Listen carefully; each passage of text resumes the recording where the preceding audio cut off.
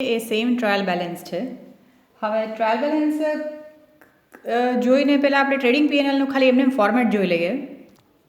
જો આપણે trading અકાઉન્ટનું format જોશો તમે 110 પેજ ઉપર, તો એ દેખાતા બહુ મોટું લાગે છે.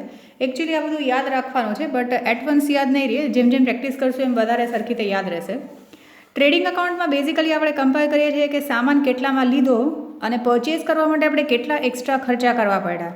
જેમ કે આપણે પરચેઝ કરીએ ગુડ્સ, તો આપણે સામાન આપણા દુકાન સુધી પહોંચે તો આપણે જે ગાડીમાં જેમાં આવતું હોય કે ટેમ્પોમાં કે ટ્રકમાં આવતું હોય તો એને પણ આપણે દેવું પડતું હોય. So it is carriage inward. પછી અહીંયા custom duty, lorry freight, port charges, dock charges, demurrage, દરમાયો, ખરાજાત એક્સપેન્સીસ, વારફેજ, એ બધા આપ્યા છે. તો એના એક્સપ્લેનેશન પણ છે, એટલે એ અત્યારના આપણે નથી જોતા. પહેલાં આપણે ખાલી નાના નાના સમ્સ જોઈએ, પછી આ બધાના એક્સપ્લેનેશન સાથે જોઈએ. અને ક્રેડિટ સાઇડમાં તમે સામાન વેચો હશે એ લખ્યું હશે, અને ઓપનિંગ સ્ટોક હશે શરૂઆતમાં, અને લાસ્ટમાં ક્લોઝિંગ સ્ટોક પણ હશે. બટ વધારે આપણે કન્ફ્યુઝન ન જોતું હોય તો આપણે ટ્રેડિંગ અકાઉન્ટમાં ઇન શોર્ટ ગુડ્સ લીધા કેટલામાં અને વેચ્યા કેટલામાં એનું કમ્પેરિઝન કરીએ છીએ. જેમાં આપણે સિમ્પલ તમે એક જોયું હતું ને, કે જેમાં તમને 600 ને 800 વાળું જે આની પહેલાંના વિડીયોમાં નાખ્યું હતું એ. પછી એવી રીતે તમને પ્રોફિટ એન્ડ લોસ અકાઉન્ટનું ફોર્મેટ છે. સો પ્રોફિટ એન્ડ લોસ અકાઉન્ટનું ફોર્મેટ તમારું 115 પેજ ઉપર છે. એમાં બિઝનેસમાં કેટલા બધા ટાઈપના એક્સપેન્સીસ થતા હોય એકવાર લખી લેજો ફોર્મેટ નોટબુકમાં, એટલે તમને ખ્યાલ રહે કે કયું ક્યાં આવે છે. એકવાર લખ્યું હશે તો યાદ રહેશે. અને કેટલા એક્સ્ટ્રા ઇન્કમ હશે, કારણ કે બિઝનેસમાં બીજા બધા ઇન્વેસ્ટમેન્ટ પણ કરતા હોય, દુકાનના નામેથી કે બિઝનેસના નામેથી, કાં તો કમિશન કે એ પણ આવતું હોય. સો કઈ કઈ ઇન્કમ છે એ બધી ક્રેડિટ સાઇડમાં હશે. અને લાસ્ટમાં આ બધાનું રિઝલ્ટ જે છે, જેમ કે અહીંયા પ્રોફિટ આવશે તો પ્રોફિટ જે છે એ કેપિટલમાં પ્લસ થશે, કારણ કે પ્રોફિટને લીધે કેપિટલ બેલેન્સીસ વધી જાય. સો પછી લાસ્ટમાં આપણે એને બેલેન્સ શીટમાં ટ્રાન્સફર કરવાનું આવશે. તો તમને બેલેન્સ શીટનું ફોર્મેટ 126 પેજ પર આપ્યું છે.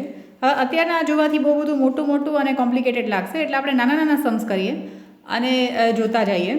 તો આપણે આ જે આપણું ટ્રાયલ બેલેન્સ છે, જેના આપણે બિઝનેસ સ્ટાર્ટ કર્યો હતો, આપણે આખી પ્રોસેસ સમજી કે નોર્મલી આખા વર્ષમાં શું થાય. તો આખું વર્ષ આપણે જનરલ પાસ કર્યા કરીએ, લેજર પોસ્ટિંગ પાસ કર્યા કરીએ. પછી લાસ્ટમાં જ્યારે યર એન્ડ થશે ત્યારે આપણે આ ટ્રાયલ બેલેન્સ બનાવશું. તો આ ટ્રાયલ બેલેન્સમાંથી જ આપણે ફાઇનલ અકાઉન્ટ્સ બનાવીને જોઈએ. સો એ સેમ ટ્રાયલ બેલેન્સ છે. હવે અહીંયા આપણે જોઈ લો કે કઈ વસ્તુ ક્યાં આવશે. તો એ તમે જેમ જેમ એક વખત તમે ફોર્મેટ લખી લેશો ટ્રેડિંગ, પ્રોફિટ એન્ડ લોસ અને બેલેન્સ શીટની, તો થોડું એમાંથી પણ ખ્યાલ આવી જશે. એટલું યાદ રાખવાનું કે જે અહીંયા ટ્રાયલ બેલેન્સમાં ડેબિટ સાઇડમાં છે, એ અહીંયા ટ્રેડિંગ કે પ્રોફિટ એન્ડ લોસ કે બેલેન્સ શીટ એ ક્યાંય પણ આવશે તો એ ડેબિટ સાઇડમાં જ આવશે ને, સેમ સાઇડ લખવાનું આવશે.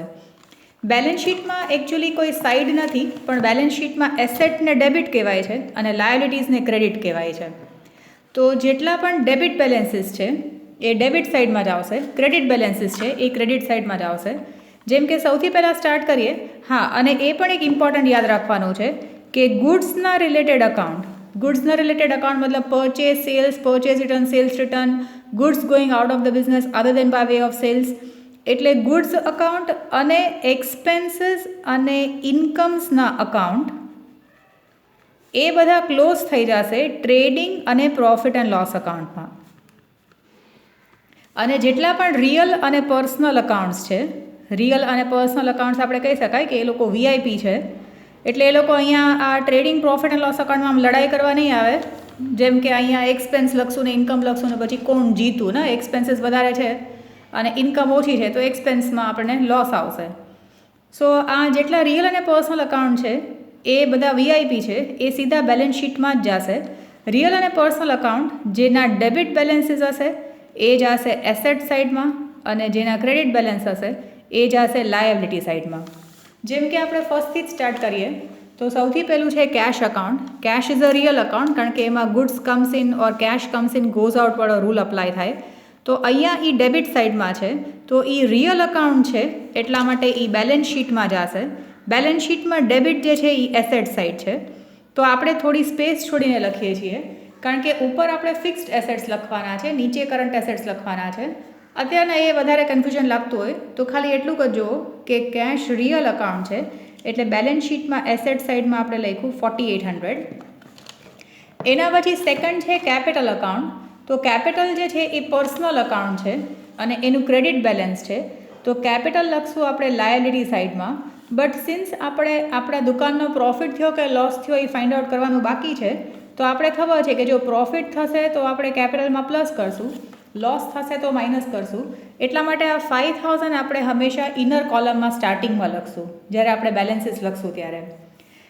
એ કેપિટલ અને કેશ પછી પરચેઝ અને સેલ્સ ગુડ્સ અકાઉન્ટ છે, તો ગુડ્સ રિલેટેડ અકાઉન્ટ જે છે એ બધા જ ટ્રેડિંગ અકાઉન્ટમાં જશે.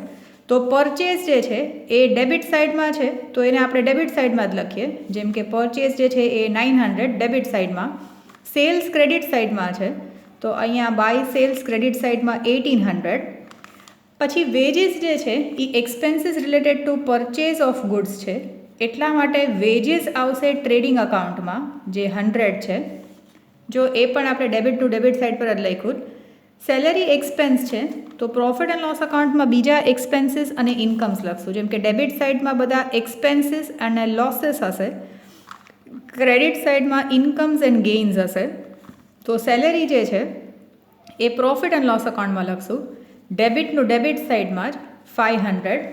સેલેરી પછી તમને આવે છે કમિશન જે ક્રેડિટ સાઇડમાં છે, તો આપણે કમિશન ક્રેડિટ સાઇડમાં છે એટલે અહીંયા પ્રોફિટ એન્ડ લોસ અકાઉન્ટમાં પણ એક્સ્ટ્રા ઇન્કમ છે.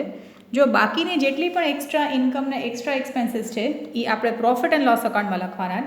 એ એટલા માટે કે આ બધા એક્સપેન્સીસ અને ઇન્કમ એવા છે કે દુકાન ચાલે કે ન ચાલે એ તો આપણે થતા જ હશે. જેમ કે સેલેરી પણ આપણે આપવી જ પડશે. કમિશન બેઝિસ પર આપણે કંઈ કામ કરતા હશું તો આપણને દુકાન ચાલે કે ન ચાલે આપણને અમુક કમિશન મળતી જશે. સો અહીંયા કમિશન જે છે કે ઇન્ટરેસ્ટ છે, તો તમે એ લિસ્ટ જોજો પ્રોફિટ એન્ડ લોસ અકાઉન્ટમાં કેટલા બધા ઇન્કમ્સના લિસ્ટ આપ્યા છે.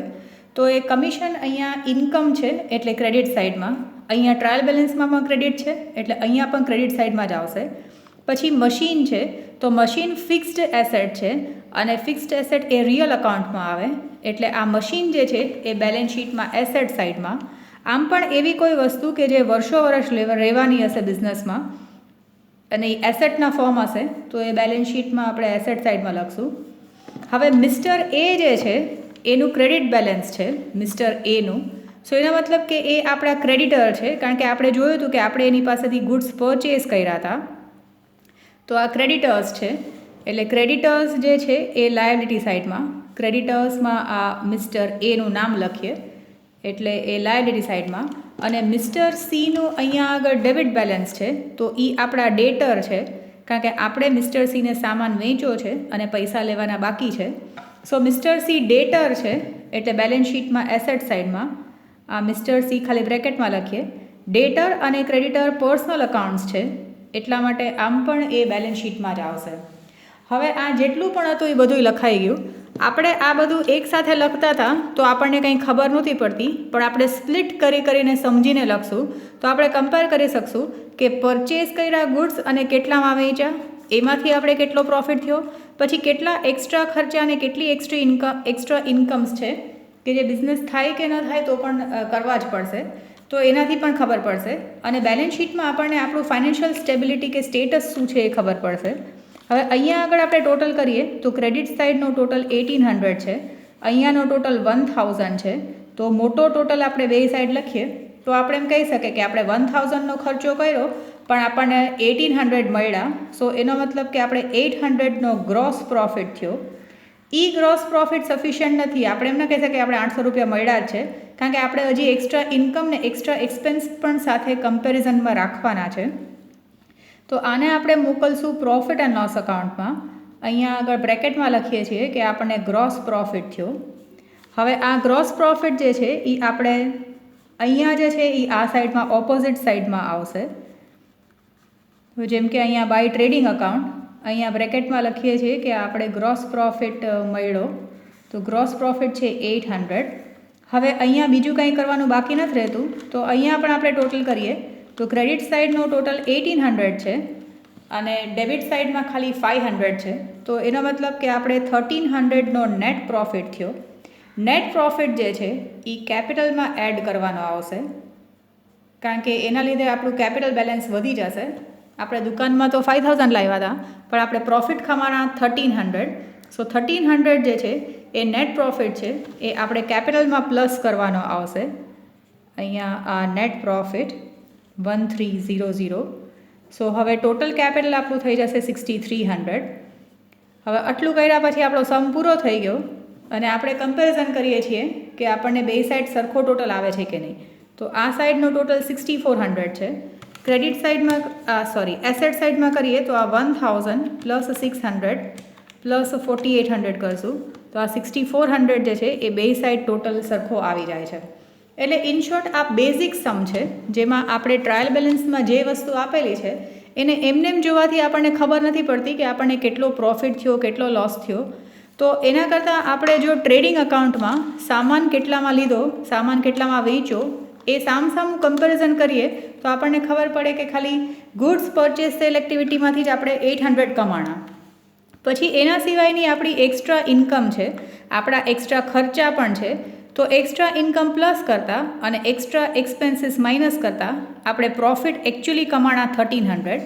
તો એનો મતલબ કે આપણે બિઝનેસમાં 1300 કમાણા હશું તો આપણું કેપિટલ બેલેન્સીસ છે એ એટલાથી વધી જશે.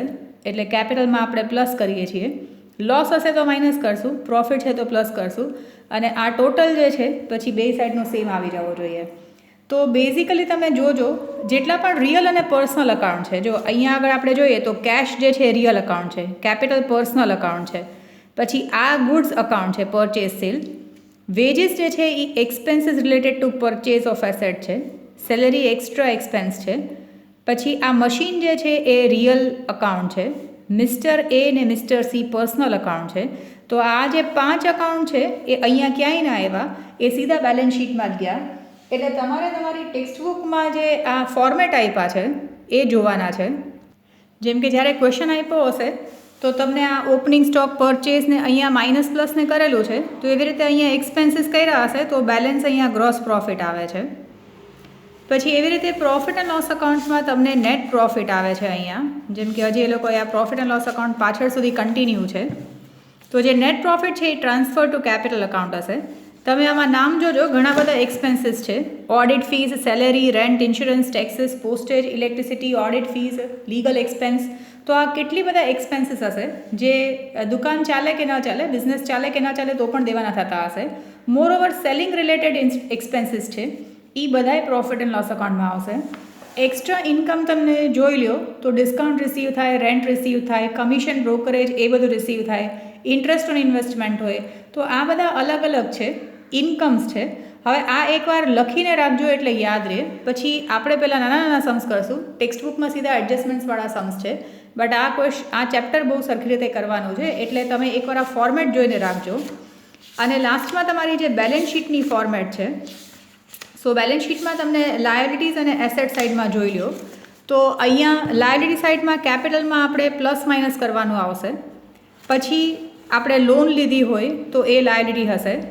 કરંટ લાયબિલિટીઝમાં આપણે bank overdraft, creditors, bills payable, પછી અનપેડ એક્સપેન્સીસ, પ્રી રિસીવડ ઇન્કમ્સ એ બધું આવી જશે. એસેટ્સમાં આપણે ફિક્સ્ડ એસેટ્સ મતલબ કે એવા assets which will remain in the business for many years. So land and building છે, ફર્નિચર છે, પ્લાન્ટ એન્ડ મશીનરી છે. પછી આ ઇન્ટેન્જિબલ એસેટ્સ છે like patent, trademark, copyright, licence કે જે છે. તો આ બધા ફિક્સ્ડ એસેટ્સ છે. કરંટ એસેટ્સમાં debtors, cash balance, bank balance. પછી આ આઉટસ્ટેન્ડિંગ ઇન્કમ્સ હશે તો એ પણ આપણા માટે એસેટ હશે. આ ખાલી જોઈને રાખજો, પછી એવું ન થાય કે તમને જોવાથી વધારે કન્ફ્યુઝન થાય. અત્યારના કદાચ આ બહુ બધું કોમ્પ્લિકેટેડ લાગશે પણ નાના નાના સમ્સ જ જુઓ. એટલે મેઇનલી તમે આ જે નાના સમ્સનો વિડીયો જોઈને તમે એવું હોય તો 2 કે 3 વાર તમે વિડીયો જોઈને જુઓ કે તમને આમાં કેટલું ક્લિયર છે તો મને એક્સપ્લેનેશન કરવાની ખબર પડે. આ બેઝિક સમ છે. જેમ કે મેઇન લોજિક છે ફાઇનલ એકાઉન્ટ્સ બનાવવાનું એ જ કે આપણે ખાલી ટ્રાયલ બેલેન્સ બનાવીએ, જર્નલ એન્ટ્રીઝ લેખા કરીએ, લેજર પોસ્ટિંગ કરીએ તો આપણને કંઈ ફાઇનાન્શિયલ રિઝલ્ટ ખબર ન પડે અનલેસ એન્ડ અન્ટિલ આપણે બરાબર રીતે એને લખી અને કમ્પેરિઝન કરીએ. સો આ બેલેન્સ શીટમાં આપણે જોઈએ તો આપણે કહી શકીએ કે આપણે દુકાનમાં ઇન્વેસ્ટમેન્ટ કર્યા છે 6300 અને આપણે કોકને દેવાના છે 100 રૂપીસ. આપણી પાસે મશીન છે 1000ના અને રોકડા જેમ કે ડ્રોવર ખોલીને આપણે કેશ જોશું તો આપણી પાસે 4800 છે. ડેટર્સ મતલબ એવા લોકો કે જેની પાસે આપણે પૈસા લેવાના છે. ક્રેડિટર્સ મતલબ એવા લોકો કે જેને આપણે પૈસા દેવાના છે. તો બેલેન્સ શીટથી આપણને આપણી ફાઇનાન્શિયલ પોઝિશન ખબર પડે કે આપણું પોતાનું ઇન્વેસ્ટમેન્ટ કેટલું છે, બહારના પાર્ટીને આપણે કેટલા દેવાના છે, આપણા ફિક્સ્ડ એસેટ્સ કેટલાના છે. જેમ કે આ ફિક્સ્ડ એસેટ્સ હશે આપણી પાસે તો ગમે ત્યારે દુકાન વેચવી હોય તો આપણે આને વેચી અને પૈસા કેશ કરાવી શકાય. સો આ બેલેન્સ શીટથી આપણને આપણું ફાઇનાન્શિયલ પોઝિશન ખબર પડે. પ્લસ કેપિટલમાં પ્રોફિટ કેટલો થયો એ પણ ખબર પડે કે આપણે કેટલો બિઝનેસ કરતા હતા અને કેટલાનું પ્રોફિટ કમાણા. લેટ અસ સે કે આપણે 5,000 બેંકમાં મૂક્યા હોત તો અત્યારના એના 6% જ ખાલી ઇન્ટરેસ્ટ મળત તો આપણને 300 જેવું મળત. એના કરતાં બિઝનેસ કરવાથી આપણે 1,300 કમાઈ લીધા. તો આપણને પોતાને કમ્પેરિઝન કરવાની ખબર પડે કે આપણે બરાબર બિઝનેસ કરીએ છીએ કે નહીં. સો જ્યાં સુધી આપણે જેટલું પણ અકાઉન્ટ્સ લખીએ છીએ એના રિઝલ્ટ્સ ફાઇન્ડ આઉટ ન કરીએ ત્યાં સુધી આપણને ખબર નહીં પડે. પછી થોડો કોઈ વાર ટાઈમ રહે તો તમે પ્લે સ્ટોરમાંથી ટેલી સોફ્ટવેર પણ ડાઉનલોડ કરીને જોજો. ટેલીમાં તમે એક વખત તમને હું બતાવી દઈશ કે તમે કેવી રીતે એમાં અકાઉન્ટ્સ ક્રિએટ કરીને જનરેટીઝ કે કંઈ નાખી શકો. તો તમને ટેલીનો એક બેનિફિટ એ છે કે આમાં તો આપણે વર્ષના એન્ડમાં ફાઇનલ અકાઉન્ટ્સ બનાવીએ ત્યારે તો તમે એક એન્ટ્રીએ ફાઇનલ અકાઉન્ટ્સ ટ્રેડિંગ પીએનએલ ને બેલેન્સ શીટ જોઈ શકો. તો આ થોડું સ્ટાર્ટ થાય પછી એમાં પણ થોડું ટ્રાય કરજો. તો કોઈ વખત તમે ફ્યુચરમાં ટેલી સાચે જે શીખવા જાઓ એની પહેલાં તમે થોડું જોયેલું હોય તો તમને ક્લાસીસમાં જાઓ તો તમને વધારે ડાઉટ્સ કે ક્વેશ્ચન્સ ક્લિયર કરવા થાય. તો આ વિડીયો જોઈને પણ બોલજો ફર્સ્ટ, સેકન્ડ અને થર્ડ કે કેટલું ક્લિયર છે.